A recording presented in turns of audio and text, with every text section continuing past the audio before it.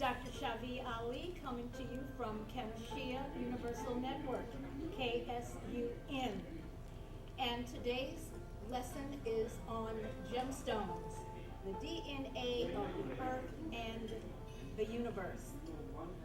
This is the first in a series of lessons on various metaphysical modalities that we need to know about today, because we have some interesting things going on in the cosmos that I want to talk about first and foremost. Many people may know about the term solar flares and the term coronal mass ejections. These are cosmic events that are occurring steadily, and this year, 2013, we have reached what is called solar maximum. Let me talk for a minute about these events, and then we'll get into the lesson for today, and you'll understand how that ties together. Solar flares essentially are solar storms.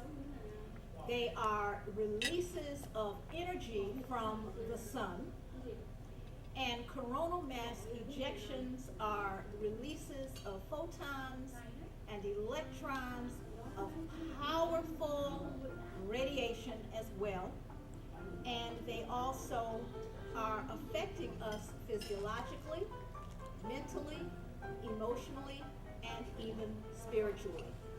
We're having what is also called solar winds, solar tornadoes, filament ejections.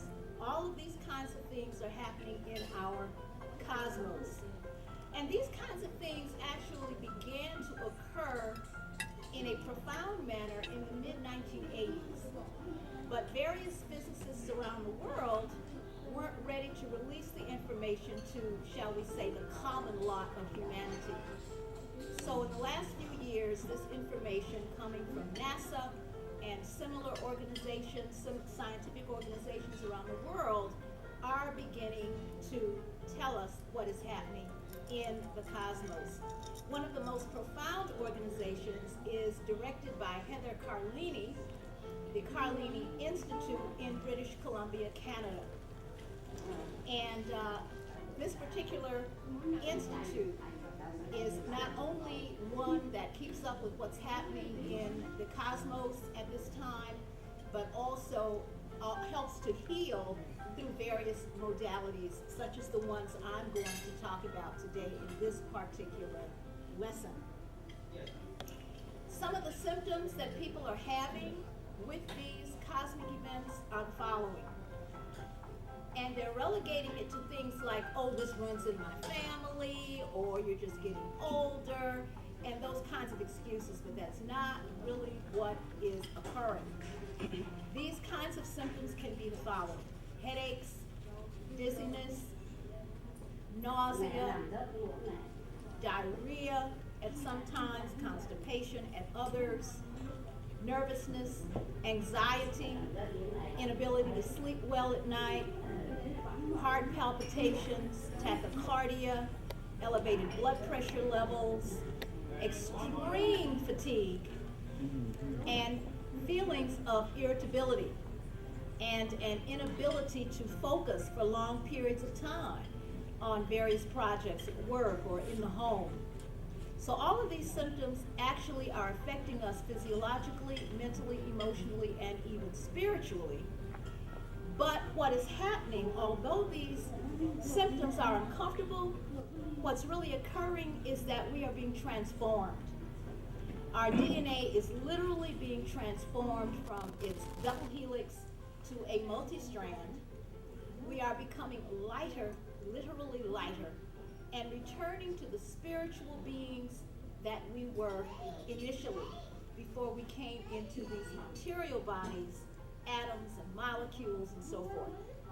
These times have been foretold in ancient scriptures such as the Mahabharata, the Bhagavad Gita, the ancient Kemetic or Egyptian scriptures such as the Per-Em Heru, the Per-Em Ku, the Per-Em Amentet, and also the Holy Bible that most people today seem to read in the Western world. Revelations talks about there being signs in the sun and moon and stars. Yeshua HaMashiach, who people refer to primarily as Jesus Christ, also said in the Gospels that we would be in the end times seeing changes in the universe, changes in the planets and the stars. So all of these things are not new, but for some people who don't really pay attention spiritually, they're wondering what is going on. And they're running to their allopathic or traditional medical doctors and becoming diagnosed with various kinds of issues. They're taking harmful medicines that make things worse. They're having technological diagnoses done that give them harmful radiation in their bodies and cause literally diseases and illnesses to occur. But all of the things that I talked about, and I certainly didn't give an exhaustive list of the symptoms because some 50 different symptoms have been recorded by medical doctors, naturopathic doctors, herbalists, dried blood cell analysts, and people who do all sorts of energy work. 50 some different symptoms have been recorded around the world that people are having.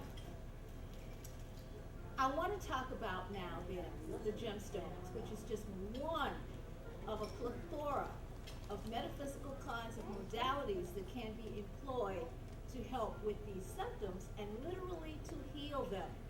Many people in allopathic medicine don't want you to talk about heal because actually in the Western world we have a sick care system. We don't really have a health care system. And most challenges are simply handled and they're not really healed. But healing is possible. The divine absolute, who we call by many names, has placed upon our planet and in the universe and the multiverse all sorts of spiritual and natural healing modalities. Gemstones is one of them. And so we want to talk today about just some of the gemstones that are very excellent for the specific symptoms being reported around the world today. Gemstones are called the DNA of the earth and the universe because gemstones, and as you can see I have several here before me, gemstones are fashioned after millions of years of heat and pressure in the earth, and in some cases, as in the case of moldavite or labradorite, are actually from meteors that fell to earth many millions of years ago. Gemstones technically are solidified or hardened minerals. And they work in this fashion because lots of people wonder, well, how can just wearing a gemstone or meditating with a gemstone or carrying a gemstone in a so-called medicine bag, how can that really affect my health? People understand the idea of changing their eating habits and of taking supplementation into the body, but they don't understand gemstones. For them, it seems like that's a bit much to talk about a simple stone having powerful healing energy. But gemstones work in two fashions. They work on the material plane by cleansing cellular debris and transforming the cells to a higher vibrational frequency, thus healing the body temple. They work on a spiritual level by coming into the auric field. Everyone has an auric field around his and her body temple that is approximately 3 feet all around. But the higher you elevate in consciousness, that auric field is extended further out. There are yogis in the Himalayas whose auric field can extend 15 feet and more around them. From the auric field, the vibrational frequency of gemstones goes into everyone's individual vibration. Everybody carries a vibration, high or low, but everybody has a vibration. After it affects in a harmonious manner, the gemstones, that is to say, your vibrational frequency, your personal vibrational frequency, they then begin to work on your meridians your chakras and your cells. Healing always begins in spirit first. So they always begin initially to affect your auric field and then eventually into the cellular structure. So we're going to talk about how to employ some specific gemstones for some very powerful purposes today. I first want to talk about lepidolite. This is lepidolite. Lepidolite, this is a lepidolite wand. Lepidolite comes in either a violet or purplish gemstone or even pink with some little white striations within it. And lepidolite is recommended as one of the primary gemstones for today for all of the changes that I just briefly talked about in terms of our physiology, our mind, emotions, and our spirit, and the cosmic changes happening in the universe today. Lepidolite does the following. First of all, it contains potassium. It is a potassium lithium silicate, or potassium lithium silicate. It clears electromagnetic pollution, activates and opens the throat, the heart, the third eye, and the crown. Now all of those are chakras. There's going to be another lesson eventually on chakras, but just very briefly, chakra is a Sanskrit word that means wheel. We have various radiations within our bodies. We have hundreds and hundreds of chakras, but we have 7 that are primary, and we also have an 8th chakra called the soul chakra, which is the one above the head. But returning to specifically what lepidolite does in terms of healing, it reduces stress, overcomes insomnia. Many people today are having problems with sleeping. They're either unable to sleep at all at night, constantly tossing and turning, and before they know it, it's daytime, and they're totally exhausted from not having had any sleep or much sleep at all, kind of catnapping through the night. Some people are falling asleep for 2 or 3 hours, but continually waking up, going back to sleep, waking up, going back to sleep all night. And that's interfering with hormonal cycles. And this is something that is quote unquote natural going on to help us to transform. When we are asleep, we are literally being worked on by higher energies, by spiritual guides. Information is being implanted into our cellular memory, and we have to wake up to take a break from the implantation of that information. Just like going to a class, and the class may be several hours long, but there might be a couple of recesses, you take a break. Same thing happens in this kind of situation. Lepidolite also stimulates the intellect. It helps us to elevate to those levels of consciousness where we can receive information, because this is very profound information. It's the kind of information that is avant-garde, that is strange, that is weird. Most people on the planet at this time are not elevated enough to handle this kind of information. It sounds too out the box for them, just to say it in sort of a vernacular kind of a way. So lepidolite helps to be able to be open-minded, let's put it that way, so that you can draw in information, retain the information. Lepidolite also encourages independence. It helps you to move forward and to do those kinds of things that you know you need to do. It helps you to do your mission in life without being affected by what other people may say to you who try to impede your progress in terms of your independence.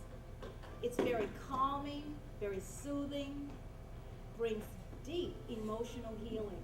If you have had any kinds of traumas from past lifetime or childhood in this lifetime, or maybe you're going through some sort of emotional trauma now, lepidolite will quickly, easily, and gently help to heal that emotional trauma. It relieves allergies. Lots of folk have allergies to foods, to plants, and it helps to alleviate allergies, so it strengthens the immune system. Restructures DNA. That's one of the real profound energies of lepidolite. It literally helps to restructure DNA. Now, the kinds of things I'm talking about with these gemstones today, for those of you who are watching and listening to this lesson, these things have been scientifically researched. Scientifically researched. So there are scientists, physicists, who will attest to the fact that their research indicates that gemstones do indeed have these kinds of abilities. We think about crystals. We have crystals in our televisions. We have crystals in computers. There are crystals that are used in hospitals in terms of diagnostic procedures. There's lasers that are used for surgeries. There are crystals in our watches. People don't think about that, but they are suspect when it comes to talking about other kinds of gemstones that have powerful energies. Also, lepidolite helps to relieve exhaustion. I said a few moments ago, people are having one of the symptoms is being very fatigued, very tired. Even after maybe sleeping really well for several hours, people wake up and they still feel very tired. Wearing or working with lepidolite helps to alleviate that exhaustion. Also, it numbs sciatica and neuralgia. Helps with pain, in other words, headache pain.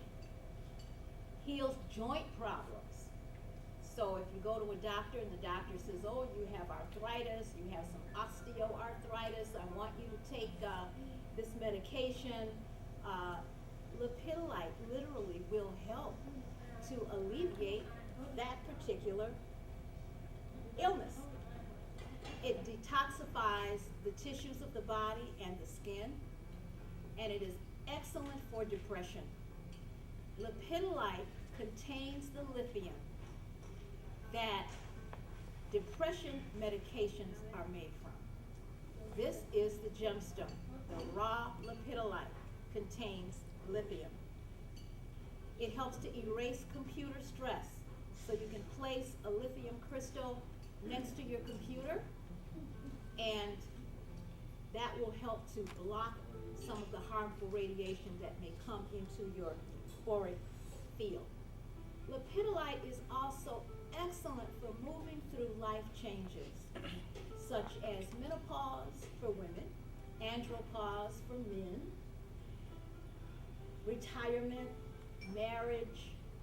Even if you've lost a loved one, it helps to move through that transition process, takes away grief, helps with moving to a new location, helps with starting a new career. All the major changes in life that we tend to go through, lepidolite will help you to move through that with a modicum of ease. It helps with frayed nerves, nervousness, and anxiety. So lepidolite, again, you can see why it's recommended as one of the pinnacle stones to be used today as we move through the kinds of changes going on in our world. Many people know things are different. They know things have changed.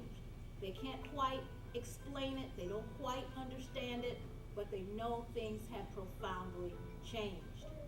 So lepidolite is a gemstone that everybody needs in his or her medicine bag, regardless of the other stones that you may have and you be using for different purposes.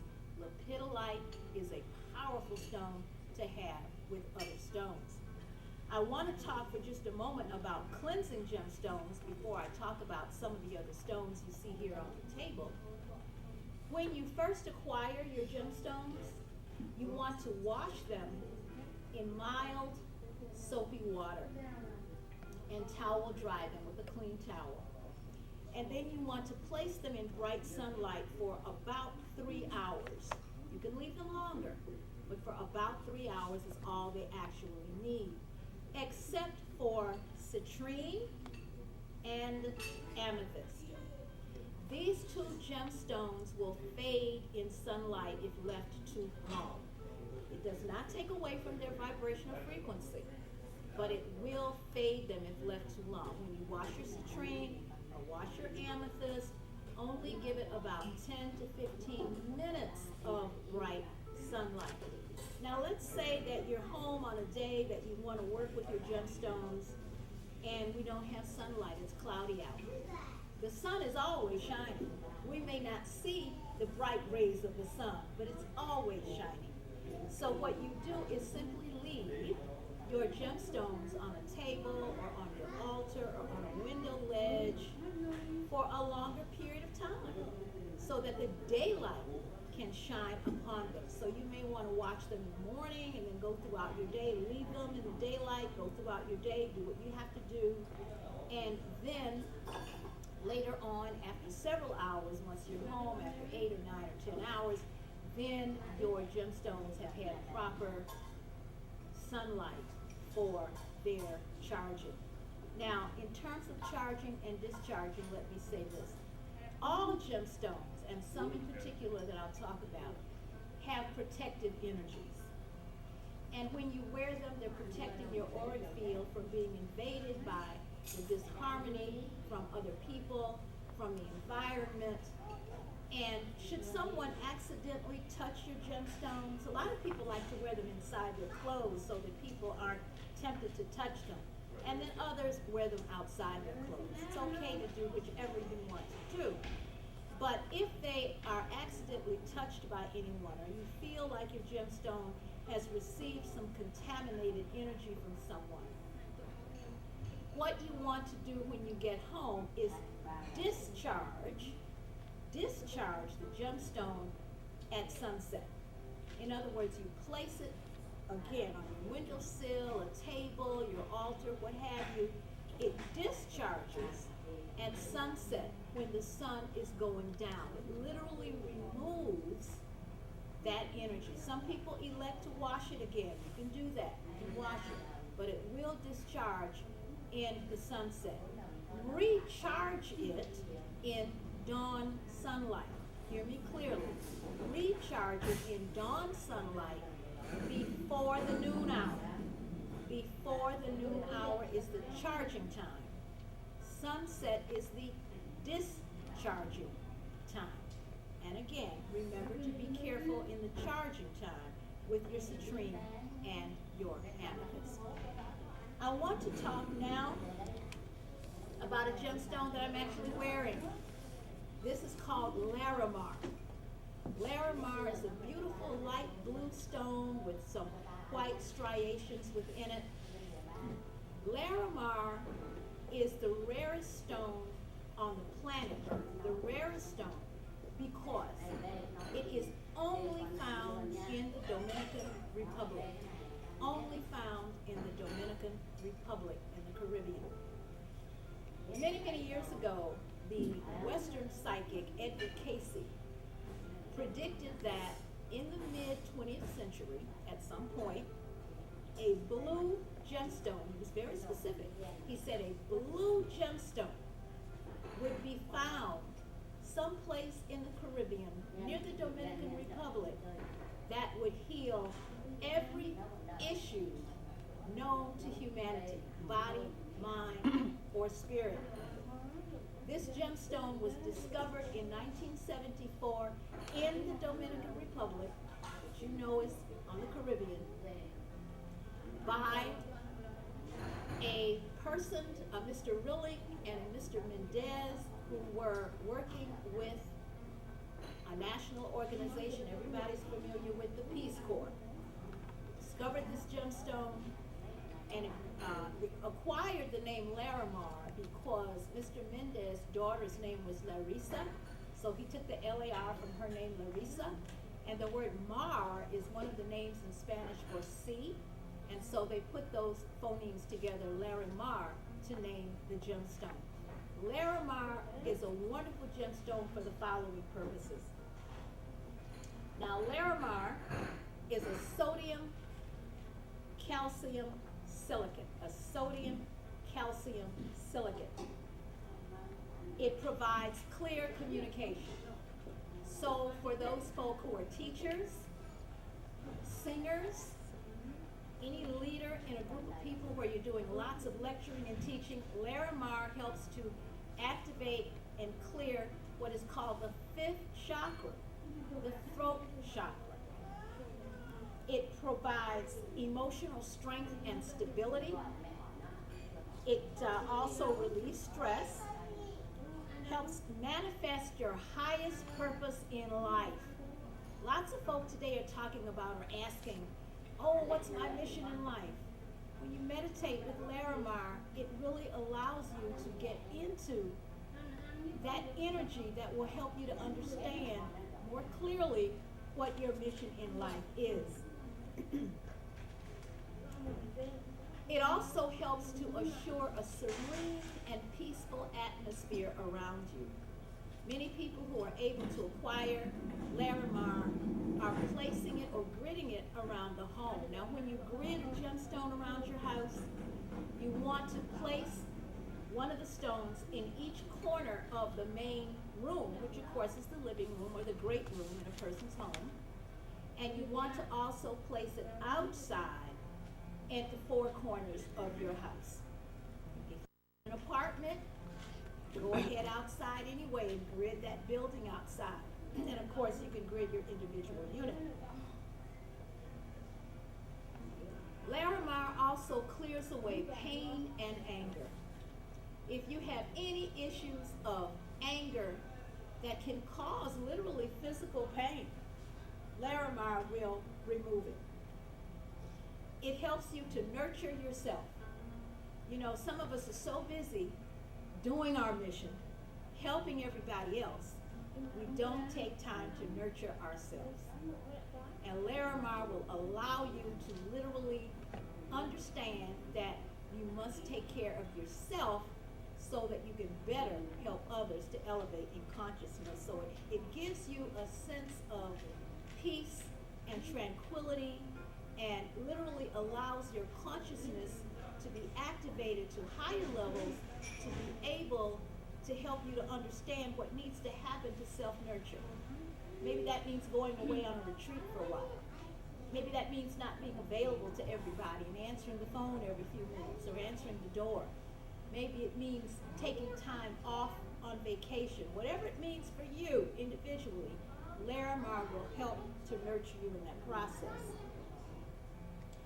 Larimar also prevents panic attacks, anxiety, nervousness, sometimes adrenal glands, the fight or flight gland, will be overactivated because, again, of hormonal imbalances that are occurring because of solar flares and coronal mass ejections and solar tornadoes and all that I talked about a few moments ago.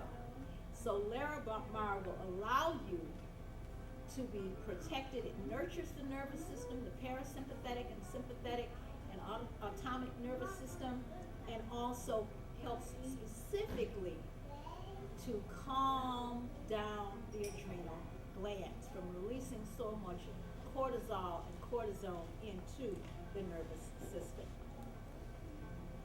I want to talk now about this beautiful, sparkling, swirling wand, which is called selenite. Selenite, another powerful crystal. Selenite is calcium sulfate. Calcium sulfate. And as you can see, it comes in either a sort of a clear quartz look, or it comes like this in sort of a snowy look. And it comes in a raw form. This tends to be a form that has been fashioned into a swirl. On the end of it is fluorite. I'll talk about fluorite in a moment. But this is the selenite part here. Now with selenite, in terms of cleansing, I talked a few moments ago about cleansing crystals and gemstones. You don't want to put selenite in water. Placing selenite in water actually slowly will make it dissolve. So you don't want to wash selenite. So how do you clean selenite when you acquire it? With selenite, you simply want to light some incense, preferably sandalwood, because that is a very highly vibrating fragrance. And you'll simply hold the selenite through the incense of the smoke for several moments. That cleanses your selenite. You can place your selenite in sunlight afterwards, but no water or the selenite. Selenite does the following. It very quickly opens and activates the third eye, the site of the pituitary gland. Opens very quickly and profoundly when you meditate with it. And it cleanses your auric field. Everybody needs his or her auric field cleansed and cleared daily when you're working with other people in some fashion. And I'm going to stand up now and explain to you how to cleanse your auric field with selenite. When you cleanse your auric field, it also helps to quickly stimulate any kind of healing that you're working on. So this is how you're going to cleanse yourself with the selenite. You're going to start at the crown, at the top of your head, and you're going to work in a clockwise fashion 3 times. 3 times. And then you're going to do your third eye, your throat chakra, your heart, your solar plexus, your abdomen. And you're going to reach around, maybe a little uncomfortable, but you're going to reach around and you're going to do your lower spine, your coccyx, your root, your foundational chakra. And then you are going to do this. And you're starting at the top, and you're just going to carry that selenite very slowly all the way around your body temple. All the way around your body temple. And you can do that 3 times. That clears, literally clears your auric field and seals any holes that have occurred during the day. Also, selenite helps to enhance the energy of other gemstones. So if you have a medicine bag, large or small, placing a selenite with those other gemstones or crystals, and by the way, all gemstones are under the heading called crystals. So when a gemstone therapist talks about crystals, he or she is just not specifically talking about clear quartz crystals. Okay, gemstones are also crystals. I like to use the term gemstones so that people are not confused. So I do separate the two, gemstones and crystals. But many gemstone therapists use that one word, crystals, for all the gemstones they're talking about. But selenite, as a gemstone, helps to keep clean all other gemstones that may be in a medicine bag, large or small, that you may have. So you want to begin to collect all of the gemstones I'm talking about in this particular lesson, as well as others that will be talked about in future lessons. I want to now talk about lapis lazuli. This is a lapis lazuli wand. Lapis lazuli is a sodium silicate, And there's 2 kinds of lapis. There's what is called denim lapis, which looks just like blue jeans actually. It's dark blue and has some white splotches. This is called royal lapis. Royal lapis is also dark blue, but it has golden flecks within it. Comes in all sorts of sizes and shapes once it is fashioned, and of course it can be raw. Now, this particular gemstone helps also, like the selenite, to activate the third eye, but in a very specific fashion. Lapis lazuli connects you to your past lifetimes. So when you meditate with lapis lazuli, or you carry lapis lazuli, or you wear lapis lazuli, you will begin to perhaps have dreams of past lifetimes. You will have more events that people call deja vu. You will connect with people that you're on the planet in this incarnation from a previous incarnation to continue some work that you did together or to heal an issue. Many people have had the experience of meeting someone for the first time, and there's an immediate resonance. And you begin to talk like you've known each other for years, maybe grown up together. And what people don't realize is that when that occurs,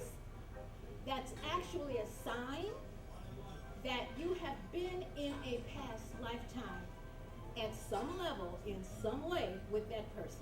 It could have been a family member. It could have been someone you simply worked with. Could have been a myriad of relationships that you may have had with the person, but it is a past lifetime relationship. Lapis lazuli also helps to stimulate healing, just like the selenite does. It stimulates healing very profoundly and lowers elevated blood pressure. It's very calming and relaxing and acts quickly. Some gemstones act over time, need a few hours or maybe just a few minutes or a few hours to really begin to be activated. Lapis lazuli acts immediately to calm the nervous system, to take away stress, to keep stress away, lowers blood pressure, as I said, and is also an excellent gemstone for insomnia. So placing a piece of lapis lazuli under your pillow at night will actually help you to sleep better. And again, be prepared to have some of those dreams of perhaps past lifetime events.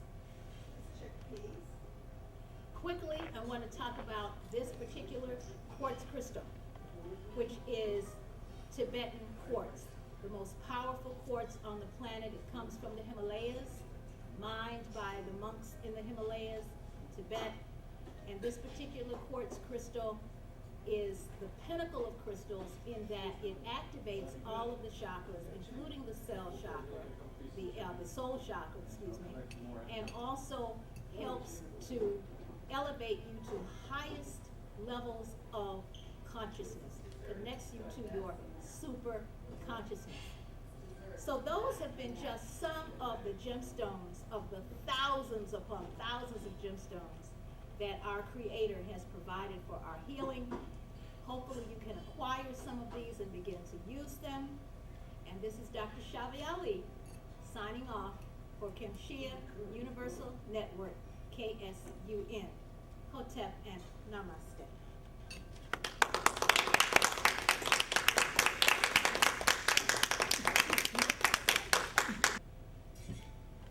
Hotep, Namaste. This is Dr. Schavi Ali coming to you from Kemshia Universal Network, KSUN. And this is part 2 of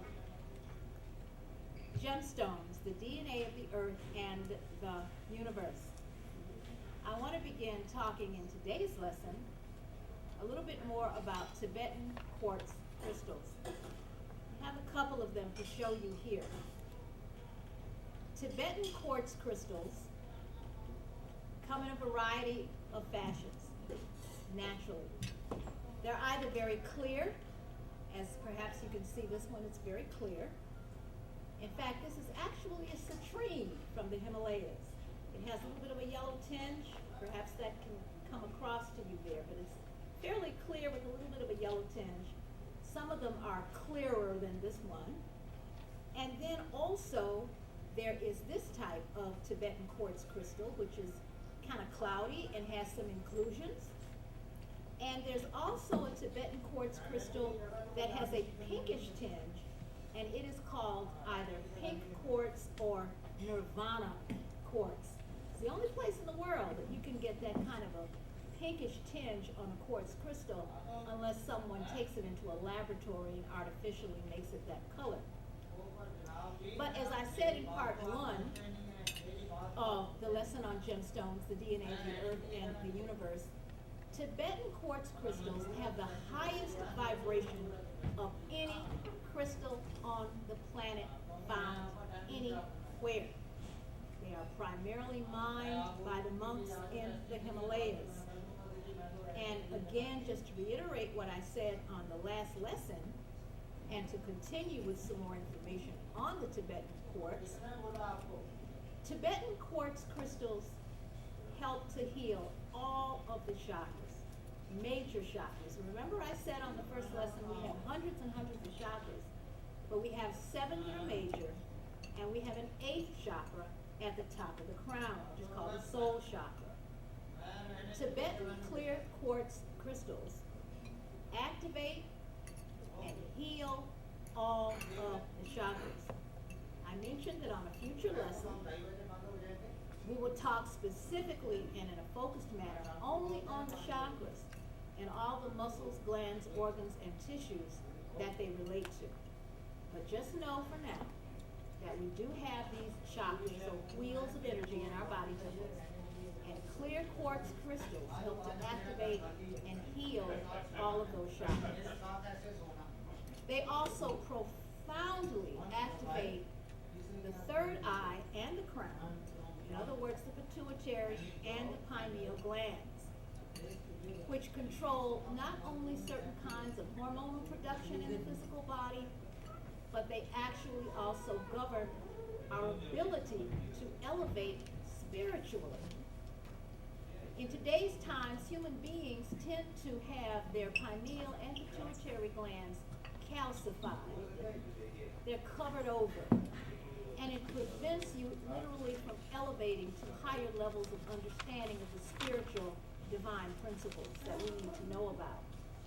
So these particular quartz crystals, when literally laid on the third eye or laid on the crown for 20 minutes every day, helps to gradually decalcify the pituitary and pineal glands so that you can soar to higher levels of consciousness and reach super consciousness and become very intuitive, understand divine principles, have what we call even audio psychic experiences where you literally hear that divine inner voice or perhaps see a profound vision that you need to see. So these crystals protect you as well. A lot of times people are afraid to enter higher states of consciousness. They're afraid of what they'll hear, what they'll see, what they'll experience. But Tibetan quartz crystals are very protective. They protect you from any kind of disharmony that you're afraid you're going to activate by using crystals. And let me tell you something else that is very profound, in fact provocative, about quartz crystals and specifically Tibetan quartz crystals that may upset some folk out there. But you know, when you do the kind of work that I do, you expect to be provocative and for some people to go ouch sometimes when they hear something. And here it is. Lots of folk today are selling what they call alkaline water. Lots of organizations are having people come in and get alkaline water. And when our body is naturally alkaline, it should be approximately 7.0. And as you begin to activate higher, you can be 8 to 9.0, and even higher alkaline levels are needed for some people. But the body knows what it's doing. When you alkalize your own water, it reaches the pH frequency that you need. Now, the letters pH means power of hydrogen. Power of hydrogen. So we all have certain pH levels that we need. We need an acid-alkaline balance. Tibetan quartz crystals, along with lemon in your water, alkalize your water. You literally do not have to get involved in all of the different companies that are selling alkaline water or purchase some sort of machinery for your home that releases so-called alkaline water. People are making thousands of dollars, and there are certain communities who are very gullible to purchasing all kinds of gimmicks that are coming to the community supposedly to help us. I just talked to a gentleman recently who is paying on time, right? Credit, right? For a device that costs over $3,000 for his home to have this alkaline water. And he said what he's going to do is allow other people to come over and fill up their jugs, and they'll pay him a certain amount for this alkaline water. Well, I bless him in that. I certainly am one not to interfere with anyone's mode of getting income as long as it's legal, obviously. But sometimes we can be a bit foolish. We can be a bit gullible. And according to science, if you don't believe me, You can research it for yourself. But according to science, according to friends I have who are scientists, according to friends I have who are medical doctors and naturopathic doctors who've been trained in all of this, according to my own research, and I happen to be, among other things, a vibrational energy scientist, you can alkalize your own water again with quartz crystals, specifically Tibetan quartz crystals, and lemon. Here's how you do it. Now you need to use distilled water, okay? You're going to take a Tibetan quartz crystal, and again, you can use a clear quartz, but Tibetan quartz has the highest frequency of alkalinity power. You're going to take your crystal. You're going to place it in your jug or your vase or your glass, whatever you're alkalizing, okay, whatever amount. This size of crystal, and you can see the size of this, I'm sure, right? It's about an inch maybe high, I guess, and oh gosh, I don't know, maybe roundabout of the size of a nickel maybe, okay, you can see that, right? That's all you need for a gallon, all you need. You're going to place it in the container. You're going to take a lemon and you're going to juice the lemon into the water. 1 lemon is all you need. Because although lemon is considered a citrus fruit, when it goes into the body, it becomes alkaline. Okay?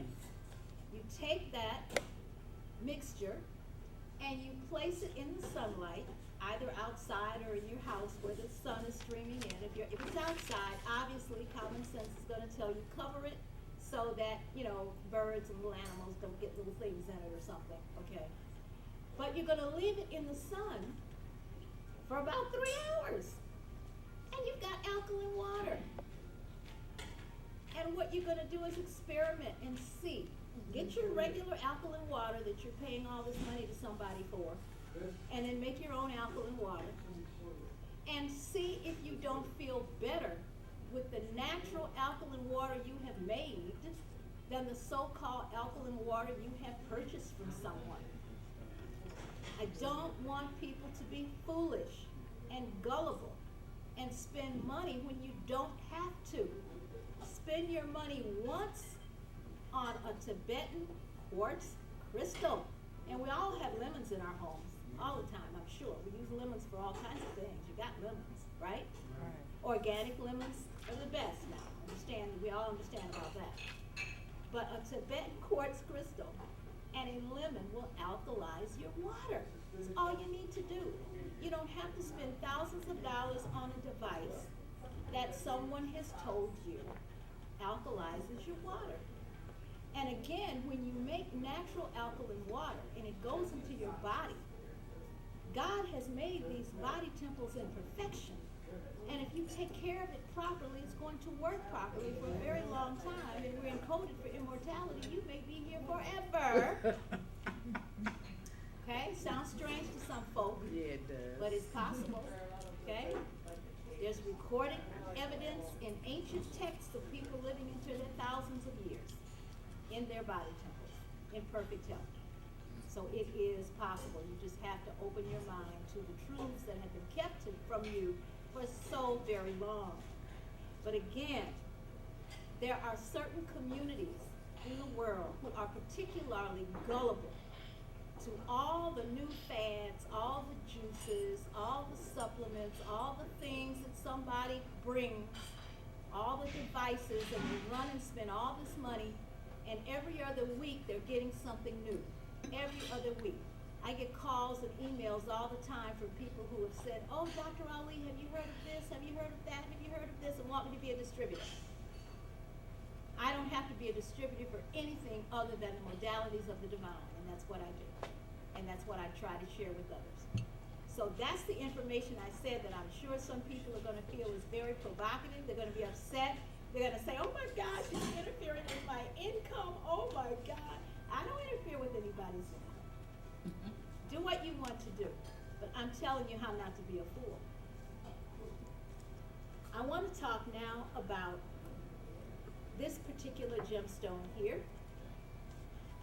This is a beautiful, sort of an aqua blue gemstone Looks like an agate. If you know anything at all about gemstones, when you first see it, it looks kind of like an agate because it's a kind of a heavy stone and kind of looks like an agate. But this is called an apatite. A-P-A-T-I-T-E. And I'm spelling it specifically because I don't want you to confuse the spelling with the word appetite in terms of eating. A-P-A-T-I-T-E. Apatite.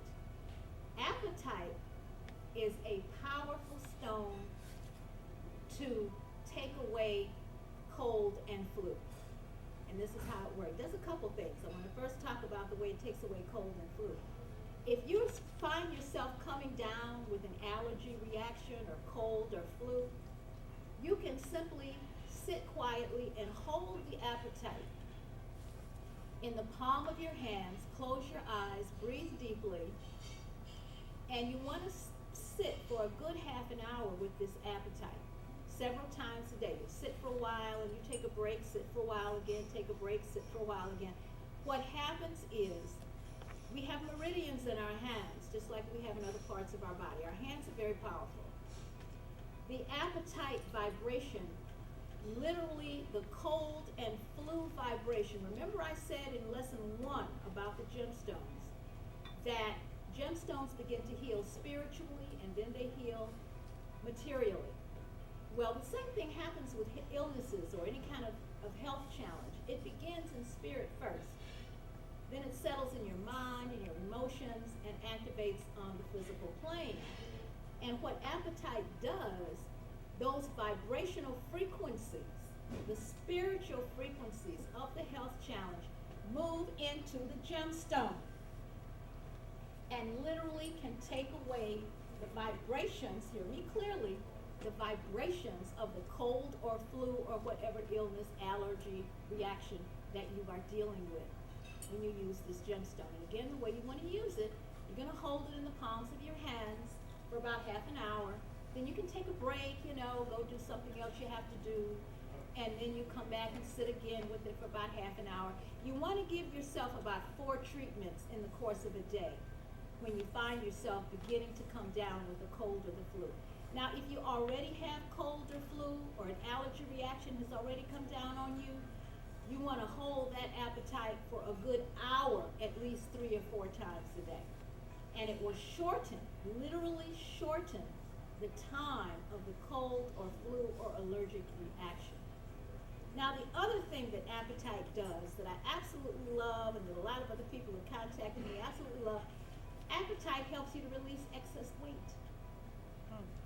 One of the reasons that we hold excess weight in the body is because sometimes we are trying to protect ourselves from people or from situations, from experiences, and we literally gain weight around ourselves, gain weight, get fatty deposits to protect ourselves.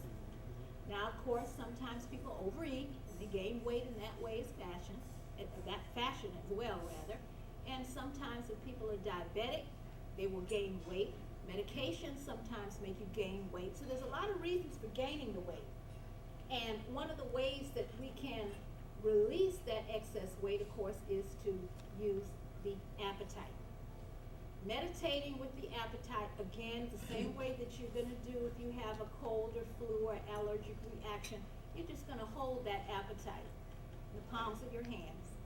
You can also place it on the part of the body that needs to release the weight. Maybe you've got too much around your solar plexus. Maybe you've got too much on your hips. So you're going to place it on the parts of the body that need to release the waste. You're going to give yourself a treatment 3 to 4 times a day. The other thing that apatite will do, it will decrease your hunger. So that's another way to release weight, obviously, is to move away from the table.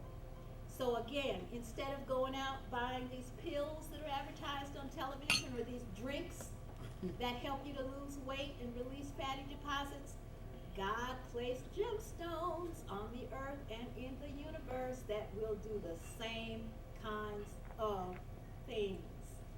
I even spoke with someone who's experimenting with apatite, just like that I talked about with the Tibetan quartz crystals a moment ago, by placing it in water, distilled water. and activating it and seeing if taking that will help also to dissolve fatty deposits. So I'm waiting to hear, the results of that. So there are all kinds of ways that you do want to experiment with your gemstones, and she's experimenting with the apatite.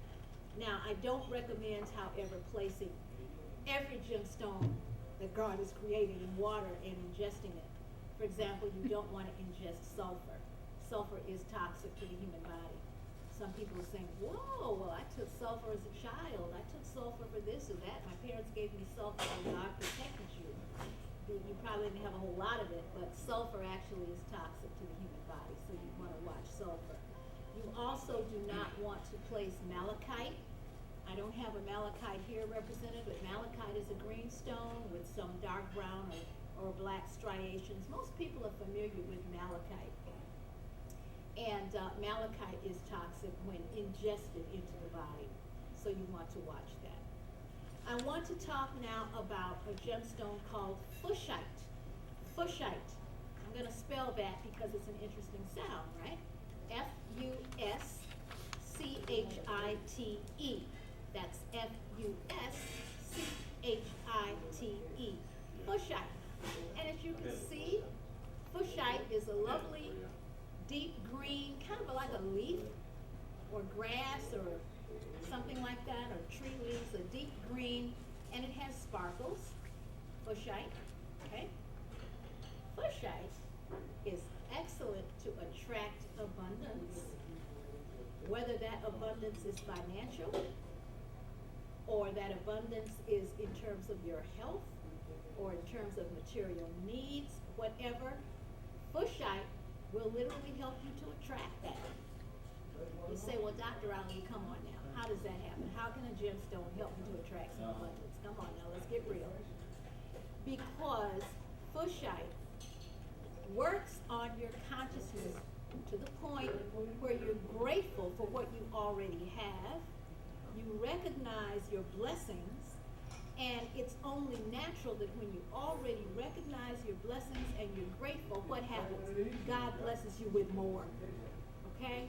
So it activates, if you want to talk in more intellectual terms, it helps you psychologically to be more grateful for what you already have, so that those emotional frequencies of that gratefulness that you're placing into the ethereal realm flow back to you as material substance for whatever it is that you need. Now, the other thing, however, that Fuchsite does, it's a very, very protected gemstone in that Fuchsite seals you against the disharmonies of others. It helps you to release those people who are dependent upon you unnecessarily, and helps to heal you from being, if you are at all an enabler, it breaks the bonds between you and the people who you have become an enabler to. Amen.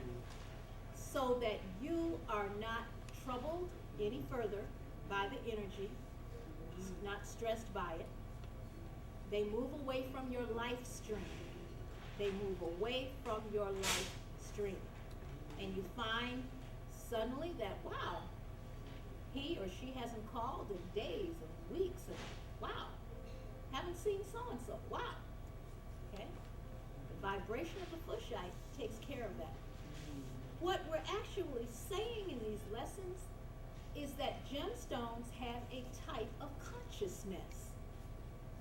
God has created everything with a vibrational frequency. You've all, I'm sure, heard this before.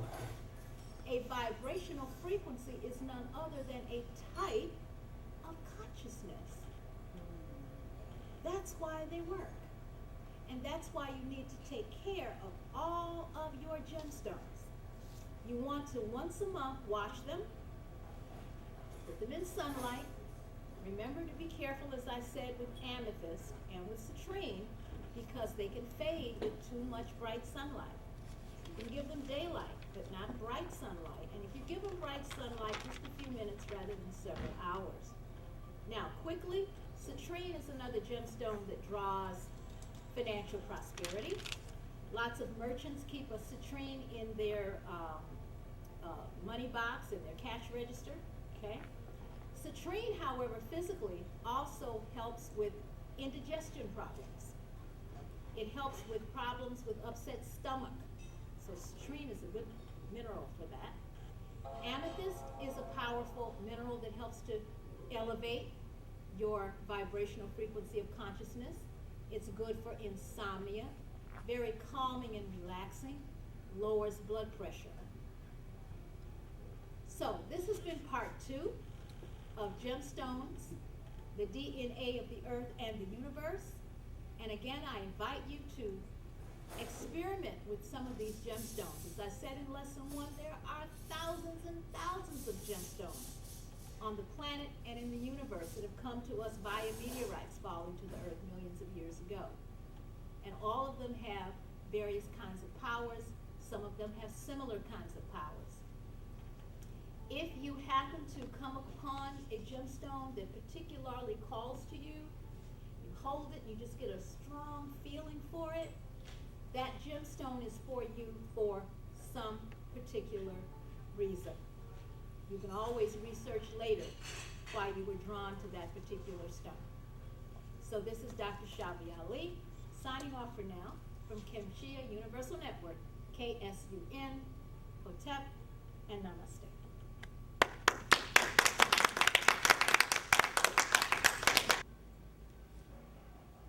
Namaste, Hotep. This is Dr. Schavi Ali coming to you from Kimchia Universal Network, KSUN. And today's lesson is on the power of numbers. I want to talk about a couple of aspects of the numbers. For this particular lesson, it's going to be very important that you take copious notes so that you can go home or wherever you're listening to this particular lesson, you can experiment with how to calculate the numbers and tell what's going on. Now, working with numbers is a part of the ancient spiritual science called kabala. The word kabala is from the ancient Kemetic language, which was called meduneter, which means sacred speech. And kabala means spirit and soul of the eternal. Spirit and soul of the eternal. It is not pronounced Kabbalah, it is pronounced Kabbalah, and means the spirit and soul of the eternal. Kabbalah has many components to it: prayer, meditation, cosmic science, the study of gemstone frequencies, the study of oils and their healing components for the body temple. There are many, many aspects to ancient Kabbalah, which at one time was a very esoteric spiritual science taught only to the highest initiates of the ancient temples. But today's lesson again is on the power of numbers, just that much of Kabbalah. So hopefully you are prepared with paper and pen to take some copious notes. You'll find this lesson, I'm sure, very interesting and very exciting. I first want to talk about how you calculate what is called your life path. Now, first of all, what is a life path? Your life path number indicates what your highest mission in life should be. Again, your life path calculates what your highest mission in life should be. And you get your life path number by your year of birth, your day of birth, your year of birth. I'm going to talk about how you add all of those numbers together. I'm going to use myself as an example in a moment. But again, you're going to add your year, your day, and your month of birth. You're going to add all the numbers together until you get a single digit, unless, please listen carefully, unless those numbers are 11, 22, or 33, which are called master numbers. And and they are not added any further. In other words, the 11 does not become 2, the 22 does not become 4, the 33 does not become 6. Now, you also can discern a life path number via your name. Now, there are two schools of thought in terms of calculating a life path via a person's name. Some schools of thought teach that it is only the birth name where you can find your life path. However, I am of the secondary school of thought that as people gain insights and initiations and names are changed, you change your vibrational frequency, and therefore you use that particular name to gain further insight about your life path. However, the life path number of your birth is actually the most important and most powerful, because regardless of how many times you may change your name, you are always born at a particular time, a particular year, in a particular month, on a particular day. So you can change your name hundreds of times, but you will still, in this particular incarnation anyway, have been born on a particular day, in a particular month, in a particular year. So, using myself as an example, you're going to take your year of birth. Mine happens to have been 1948. 1948 adds to 22. When you add the 1, the 9, the 4, and the 8 together, you get 22. I was born on the 30th, the very last day of the month of April.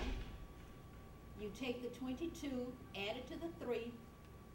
You take all of that and add it to the 4 of the month of April, January, February, March, April, the 4th month. That becomes the number 29. 2 plus 9 is 11. I am a master number 11.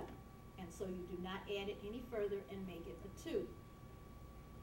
Master number 11s are psychics, motivators of others, high priestesses or the high priest. It is also the number of the master teacher. That's the 11. So my mission, being a life path 11, is just as I have said the meaning of the number. It is to be that master teacher for the world today in the way that I can, metaphysically, primarily as well as intellectually. The psychic, the motivator of others, and the high priestess, and for a man, he is the high priest. It is believed that master numbers have had a past lifetime as master teachers and as psychics, as high priests, high priestesses in some realm. It does not necessarily have to be of the earthly realm. The teaching in ancient Kemet was that when a particular life journey was over in a particular planetary realm, according to your level of consciousness, you went to a different realm to continue your work.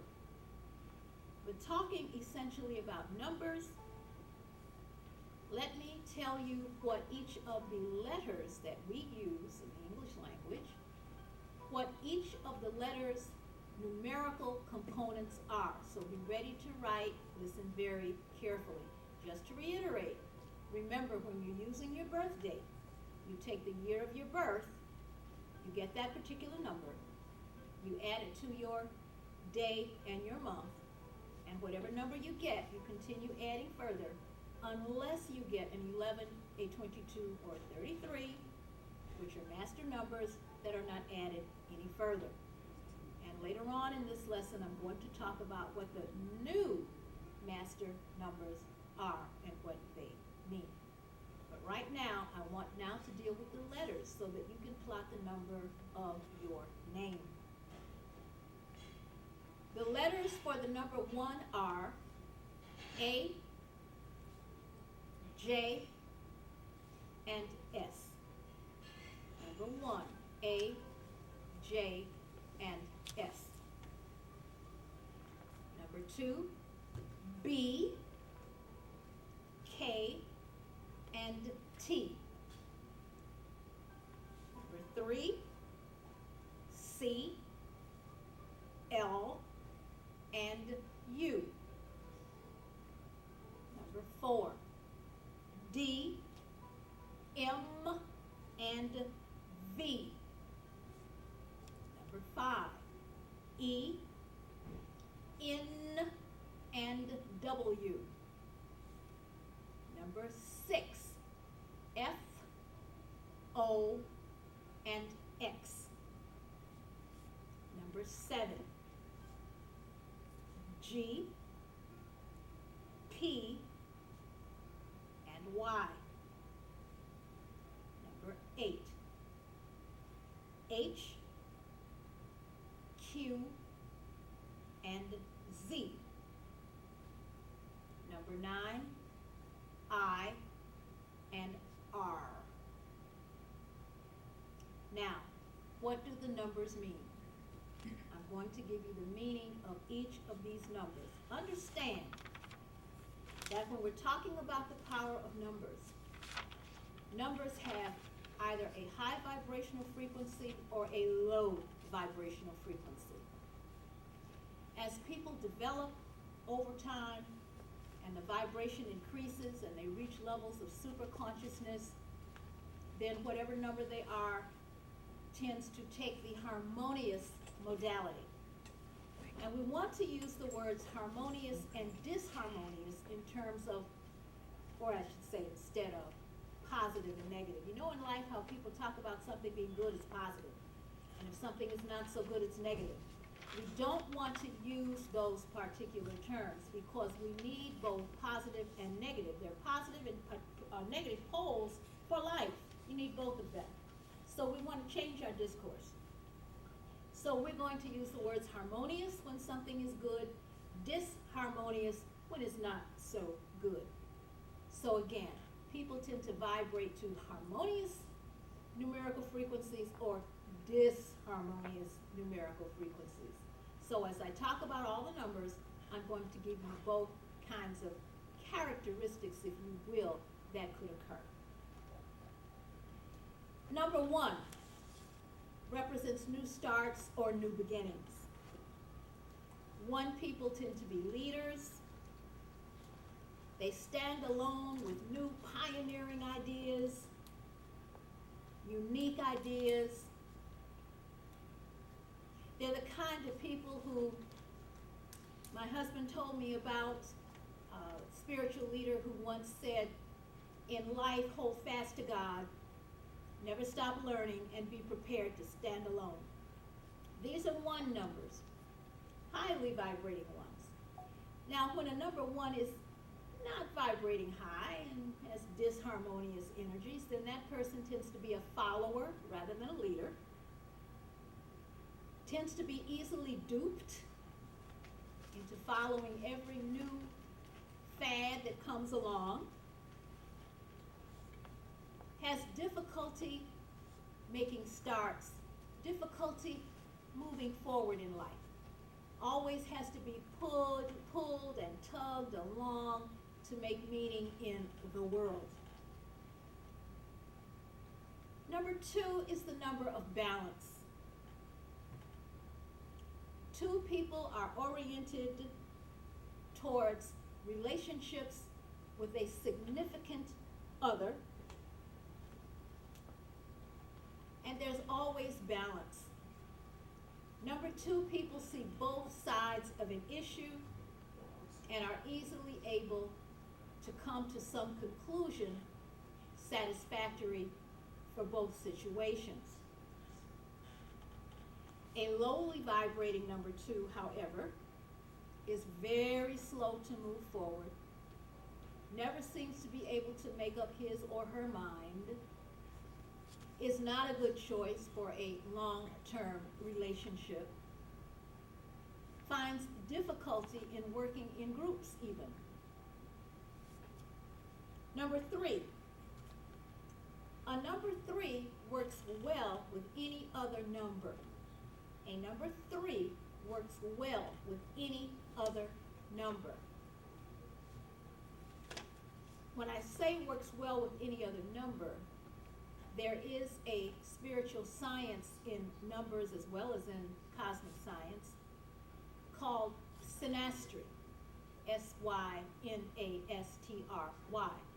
Synastry, and some people pronounce it synastry, is where you take the numbers of one individual and the numbers of another individual, calculating them together. That particular number tells you something about the relationship or how that relationship is going to manifest or how it's going to look, the characteristics of it. But a number 3 individual tends to be very prosperous, very creative. They tend to expand with their ideas. Kind of like a number 1 is a pioneering person, great ideas. The number 3 will take that idea and run with it and really make something wonderful with a particular idea. Very sociable people, very communicative people, and again, very creative people. And of course, the antithesis of that particular highly vibrating 3, obviously, is that person has difficulty achieving prosperity. Difficulty being creative, difficulty expanding. Things just continue not to seem to work out as they should. Number 4 is the number of stability, structure, organization. 4s make excellent business people. They're very focused, very disciplined. The antithesis of that is a person, obviously, who's not focused, not disciplined, not stable, not good in business, and they lose lots of money along the way. Constantly losing money. Can't hold on to money. Can't hold on to a job. Poverty consciousness type of individuals. And 4s also tend, when they're in a lower vibration, to have health challenges, because these are people who are less likely to take proper care of themselves when they're vibrating at that low frequency. Number 5, a 5 person loves his or her freedom. They don't like to be tied down. They like to be able to take off to faraway climbs when they get ready without responsibility. They're group oriented, very excellent in groups, and have lots of wisdom, but they do need that freedom, and it's believed that 5s need that freedom in order to exercise that wisdom properly. They have to be free to travel to gain the wisdom. 6 is the number of family and community responsibility. In other words, a person who loves domesticity, children, married life, loves to work in the community and join various groups for social uplift. These are people whom we find always in evolutionary kinds of organizations that are meant to help the community move along. And of course, the opposite of the 6, just think of what the opposite characteristics would be. A person who is not good in a family situation, does not work well in the community, is not working well with children or young people. 6s tend to have serial marriages, and 6s with a low vibrational frequency, that is, tend to be the kinds of folk who are quick to divorce. I guess maybe we should, for fun, calculate the Hollywood stars' numbers and see how many are 6s, huh? Maybe we should do that. Number 7 is the number of spiritual elevation and perfection. And usually with a 7, not much significant happens in the external world because he or she is so busy dealing with high spiritual divine principles. These are folk who make good ministers or other kinds of spiritual leaders on various paths, are the sevens. Seven people also can be rather creative, because in order to be creative you need quietude, and seven people tend to be very quiet people. Very, very quiet people. Number 8. 8 is the business number. 8 people tend to be the founders and CEOs and presidents of major organizations and corporations. They work from sunup to sundown. Their focus is strictly on business. What 8s have to be careful of, however, is working so hard that they lose those significant family relationships or friendship relationships or other kinds of significant relationships because they're so busy working. 8s can be workaholics, in other words. They can be workaholics if they're not careful. But they get a lot done that we all benefit from. 9. A 9 person tends to be a person who has to learn to let go a lot in life. 9s tend to seemingly always be releasing something. People, situations, careers, jobs, material circumstances, money, they're always releasing. It's believed that this occurs because in a past lifetime, 9s had so much, they're in this lifetime to let go of all of that and to learn higher spiritual principles. We'll continue with the power of numbers when we have part 2.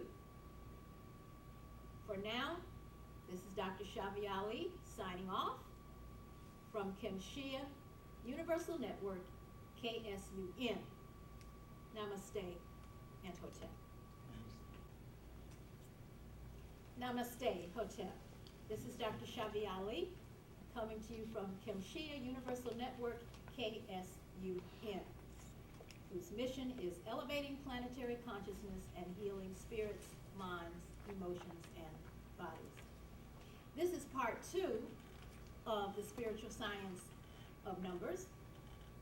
Part 1, we talked about the meaning of numbers 1 through 9, how to calculate your number by your birth date, how to calculate numbers by your name, the letters in your name.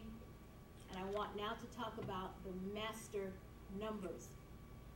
The master numbers are 11, 22, and 33. Now, some people think that any double number is a master number, 44, 66, 55. This is not the case. The master numbers are 11, 22, and 33. The master number 11, which can be gleaned by the number 29 added together or the number 56 added together. The master number 11 is the number of the high priest or high priestess, the psychic, the motivator of others, and the master teacher. So a person whose name or birth date or both add to an 11, and you don't add it any further, making it a 2, it stays the 11, tends to be a person whose mission is those things. If, however, a master number 11 is not on mission and does not do what he or she is to do, then their frequency slips to a number 2. And it slips to the lower vibration of the number 2. And as you'll remember from the first lesson on numbers, the number 2 is the number of balance, cooperation with others, and so that person is incapable of cooperating with others and is out of balance in most things in life.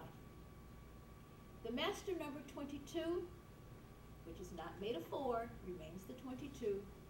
The master number 22 is the builder of lasting institutions.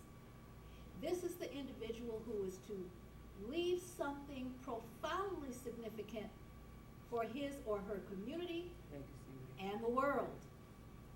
Something that will elevate people to higher and higher pinnacles of consciousness for the betterment of civilization on the planet Earth. And of course, if this person is not on mission, they do become the 4 vibration, and the lower vibration of the 4, which you will remember, and I reiterate from the first lesson, number 4 is the number of stability and structure and organization, but the antithesis of that is a person who's not stable, not organized, not structured, has health challenges, has financial woes. The number 33 is the master healer. The number 33 is the person whose mission in life is to go into what we may deem vibrational medicine or metaphysical healing modalities. The number 33's mission is indeed to heal spirits, minds, emotions, and bodies in order to elevate the frequency of the planet Earth at this time. Now, one of the very strange things and unique things that is happening in the world today as we move soon into the new golden age, and we talked in a previous lesson about the things going on in the cosmos, the solar flares, coronal mass ejections, and filaments, and solar storms, solar tornadoes, and all those kinds of things that are affecting all of the planets in the cosmos, including the Earth we live on. The Schumann resonance of the Earth is shifting as we speak. One day, north will be south and south will be north. This is considered the turning of the poles on the Earth. All of this heralds, however, a new golden age for us, a transformation of all creation, including us as human beings, because we are encoded for immortality, encoded for spiritual living, and our DNA is being transformed from a double helix to a multi-stranded DNA. And so we're being cleansed and prepared for this eventuality. Now, besides all of the physiological, mental, emotional, even spiritual symptoms that I spoke about in a previous lesson, one of the other symptoms, if you will, of this transformation, particularly for those who are sincerely elevating in consciousness, is that they are seeing triple numbers like 111, 222, 333.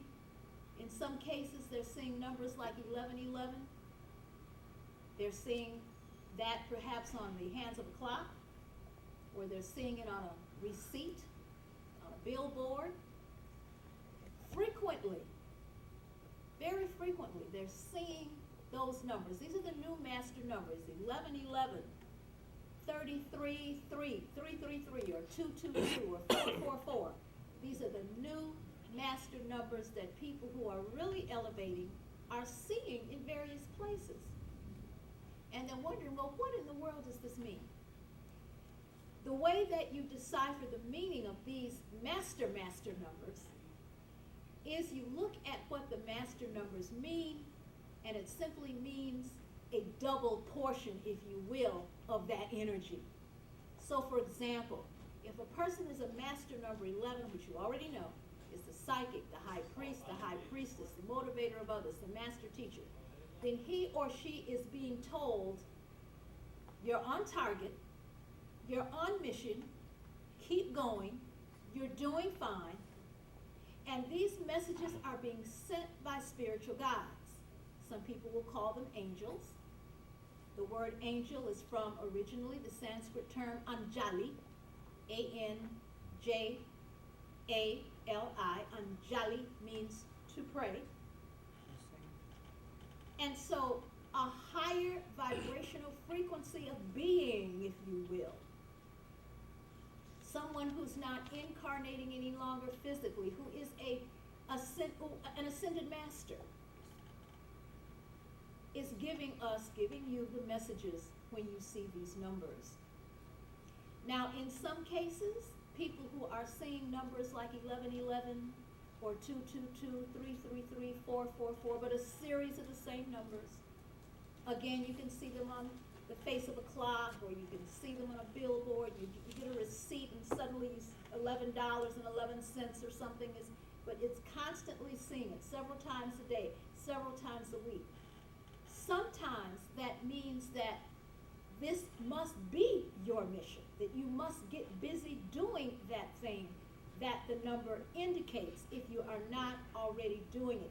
It means you have great potential to do it, and you've got to get going doing it. But if you're already doing it, then it's like a pat on the back telling you that good job that you're doing this. Very good job. So now you understand the master numbers, 11, 22, and 33, and what we're calling the master numbers, those numbers that are triple types of numbers that are seen consistently, what the messages mean, and all of that. So have a little fun in calculating your numbers, your friends' numbers, your family numbers, and seeing what meaning you can make out of all of that. And this is Dr. Schavi Ali, signing off for now from the Kemshia Universal Network, KSUN, whose mission is to elevate planetary consciousness and heal spirits, minds, emotions, and bodies. Namaste. Hotep.